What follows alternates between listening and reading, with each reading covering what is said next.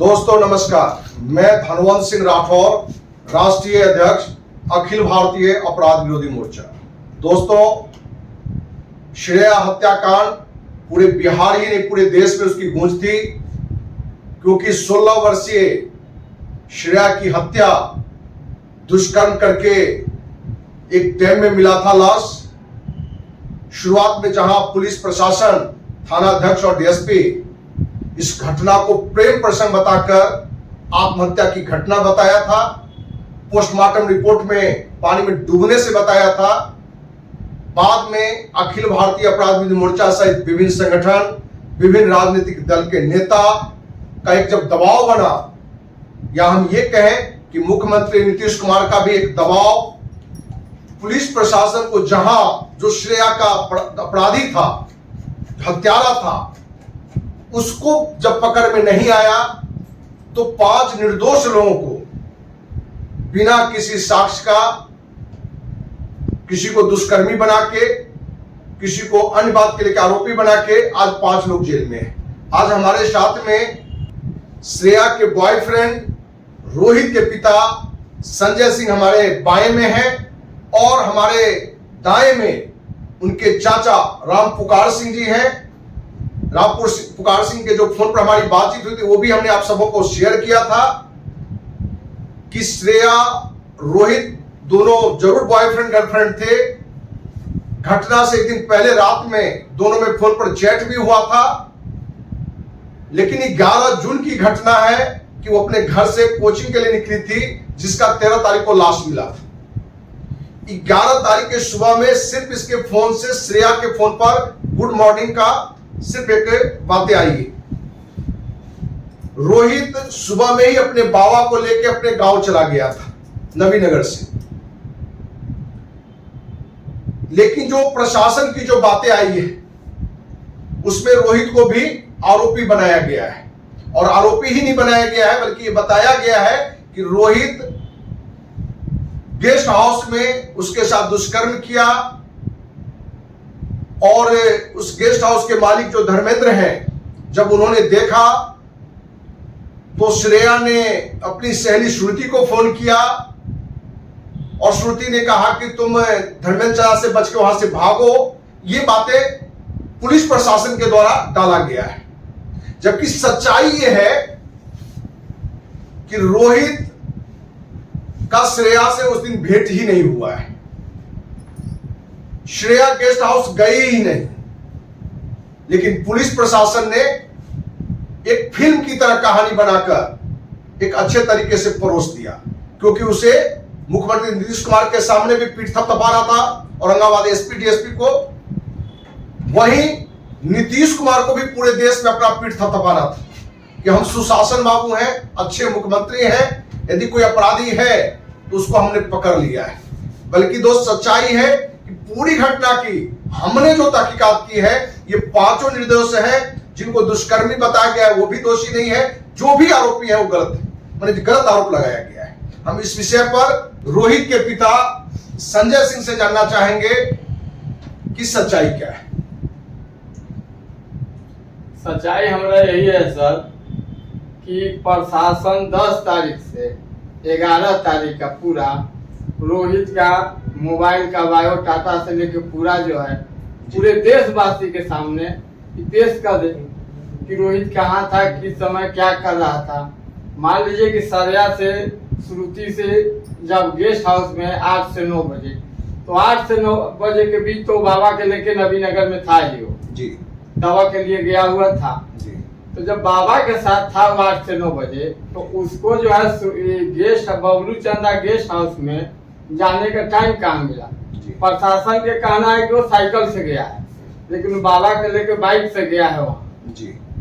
तो ये जब 10 से 11 तारीख का उसका मोबाइल का पूरा लोकेशन से बायोडाटा जितना भी है वो पूरे देशवासी को पेश कर दे कॉन्फ्रेंस में कि हाँ रोहित कहाँ था, क्या कर रहा था, उससे क्लियर हो जाएगा। आपका कहना है कि जिस 11 जून की घटना है, हाँ, तो 10 से 11 तक कैमरा जो आपका लड़का अपने बाबा को लेकर, मैंने आपके पिताजी को लेकर गांव चला गया, नवीनगर जाके दवा लेने गया था डॉक्टर के पास आयुर्वेदिक जी। डॉक्टर नहीं था। उसके बाद जितना मैं नबी नगर जाने आने, उसके बाद वो गांव चला गया। गांव चला गया मैंने, और बाबा को मोटरसाइकिल से हाँ, ले गया। साथ में ले गया, साथ में ही लेके गया। और पुलिस प्रशासन कह रहा है कि साइकिल साइकिल से से गया है गेस्ट हाउस, चंदा गेस्ट हाउस, हाँ, बबलू चंदा गेस्ट बबलू हाउस, चंदा गेस्ट हाउस। ठीक है। तो इसे मोबाइल से पूरा नेटवर्क तो यहाँ भी पुलिस प्रशासन ने जो जानकारी अपनी डायरी में डाला है वो 100% गलत है। गलत डाला है। और आपने बिल्कुल कहा है कि मोबाइल को भी खंगाला जाए, हाँ। और उस डेट में कहा है, हाँ। जिस रूट में आपके गांव गया है उस रूट में भी सीसीटीवी होंगे, हाँ। वहां भी सच्चाई का पता चलेगा। हाँ, हमको यही कहना है। हम चाहेंगे कि रोहित के चाचा राम पुकार सिंह जो हमसे बात भी की थी, जो इसके बारे में हमने आपको शेयर भी किया था, हम चाहेंगे कि आप पूरी बातों को देशवासियों के बीच में रखें। देखिए, हमारा इस घटना के बारे में 12 तारीख के करीब 11 बजे मालूम चला। क्या मालूम चला? 11 बजे किस डेट को? 12 तारीख को, मैंने 11 को नहीं 12 को। हम 12 को जी, हमको मालूम चला। 11 बजे थाना से फोन आया कि आपको थाना में आना है। जी, तो हम पूछे भी कि क्या बात है। रोहित से बात हमारा हुआ। जी, होने के बाद हम थाना पहुंचे। थाना पहुंचने के बाद बड़ा बाबू से हम बात किए जी, कि सर इसको किस जुर्म में लाए? हाँ, बिठा के रखे हुए हैं। जी। इसके बाद हम रोहित से फिर बात कर रहे हैं। वो कुछ काम कर रहे थे, फिर रोहित से बात हुआ। रोहित से बात होने के बाद हमने उसको डॉक्टर साहब से मिले। इसके बाद लड़की के मामा वगैरह सब थे, जितने भी आदमी थे वो सबके बाद में बीच हम लोग के बात होना स्टार्ट हुआ। बहुत देर आप के बाद थाना गए तो वहां सिरिया के मैंने मामा नहीं थे, मामा थे, मामा और कुछ गांव के परिजन थे। गांव के परिजन। हाँ जी। सारे से बात हुआ। तरह तरह की बात होने के बाद में हमने कहा अच्छा ठीक है, अगर ऐसी बात है तो इसमें जितना हमसे मदद बनेगा जी, हमसे लीजिए, हम करेंगे। जी। हमको तो इस बारे में मालूम नहीं था कि क्या है नहीं है, लेकिन जब यहाँ आए तो हमको मालूम चला, चलिए ठीक है। जी। तब जो हो गया, अब तो इसको पता लगाना है। बड़ा बाबू थे, सारे आदमी के बीच में हम लोग का बात हुआ। होने के बाद में वहाँ से 4 साढ़े 4 बजे वहाँ से छोड़े हुए हम लेके चले आए रोहित को। अच्छा, मैं 12 तारीख को रोहित चलाया अपना घर। हाँ, थाना उसको मैंने नहीं पकड़ के। नहीं। ठीक। और इसके बाद हमको 15 तारीख के करीब 4 साढ़े 4 बजे के आसपास में थाना प्रभारी फोन करते हैं कि इनको एसपी साहब बुलाए हैं, सो रोहित के लेके एसपी साहब के पास में जाइए। जी। हम लोग 4 लड़का से ले करके गए। 7 बजे पहुंचे वहाँ एसपी कोठी। ये 4 लड़का कौन थे? हमारे गांव के। अजय गाँव के। हाँ, हमारा भतीजा लोग है वो भी।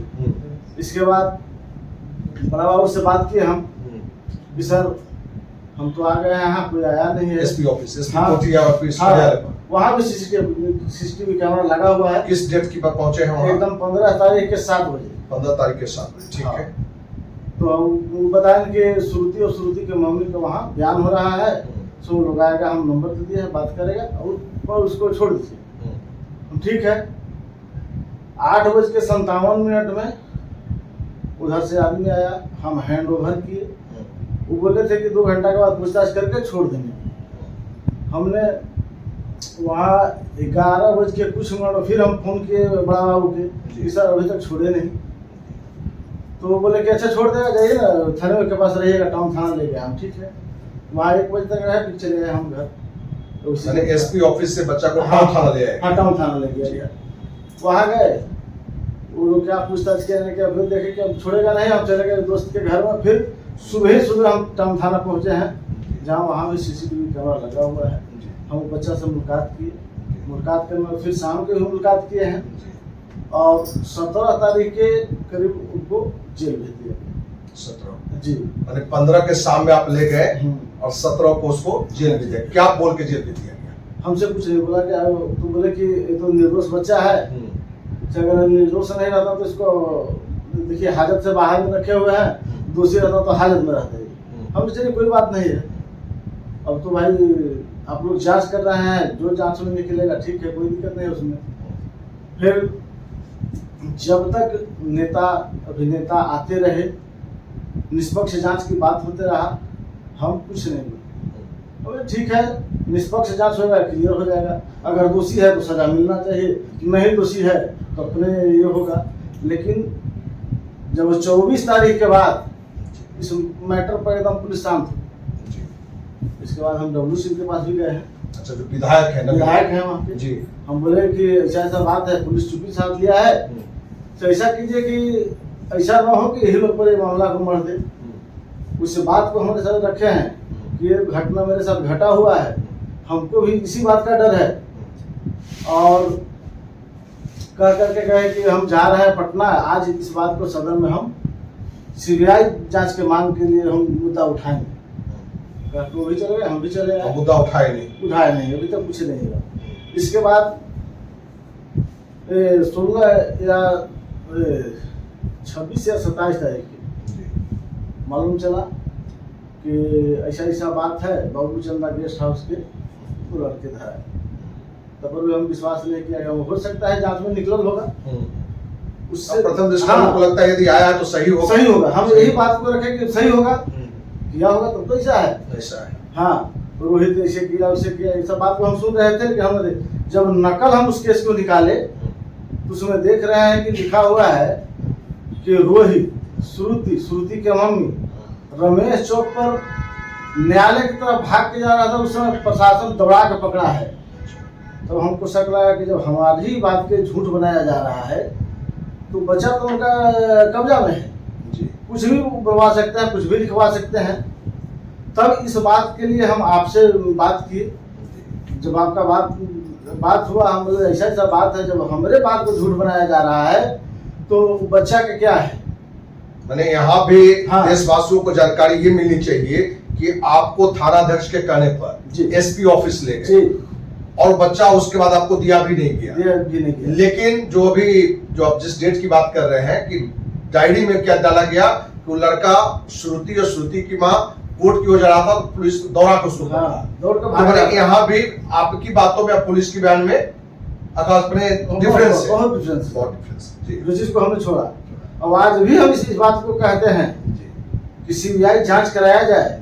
अगर वो दोषी है, फांसी नहीं, फांसी से भी बढ़कर कोई सजा है तो उसको मिलनी चाहिए, चाहे वो हो चाहे कोई दूसरा हो, लेकिन इस पर निष्पक्ष जांच करा करके सीरिया का भी न्याय मिलना चाहिए। यही हम सबके अथी है। और जितने भी हम लोग हैं सबके यही मांग है कि निष्पक्ष जांच हो, बेगुनाह इसमें फंसे नहीं और गुनाह बचे नहीं।